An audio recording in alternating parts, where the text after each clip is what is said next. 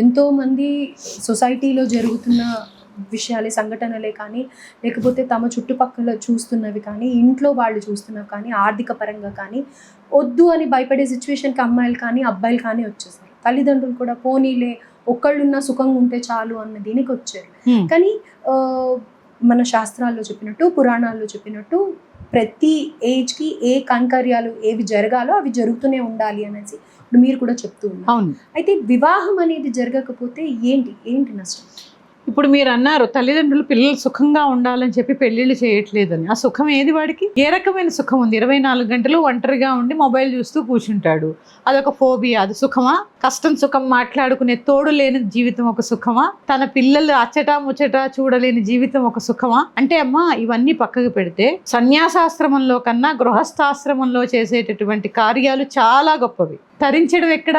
నువ్వు భర్త లేకపోతే, భార్య లేకపోతే కొన్ని కార్యాలు చేయడానికి పనికిరావు. మరి తరించడం ఎక్కడ? నువ్వు గృహస్థుగా చేసిన గృహస్థ ధర్మంలో చేసిన దానం కానీ, గృహస్థ ధర్మంలో చేసిన యజ్ఞయాగాది క్రతువులు కానీ, గృహస్థ ధర్మంలో చేసిన ఆలయ నిర్మాణాలు కానీ, గృహస్థ ధర్మంలో చేసినటువంటి సేవ కానీ, గృహస్థ ధర్మంలో చేసిన ఆలయ పర్యటన కానీ, గృహస్థ ధర్మంలో చేసిన దేశ పర్యటన, నదీ స్నానం, ఇవన్నీ 10 రెట్లు ఫలితాన్ని ఇస్తాయి. ఇవన్నీ ఏవి?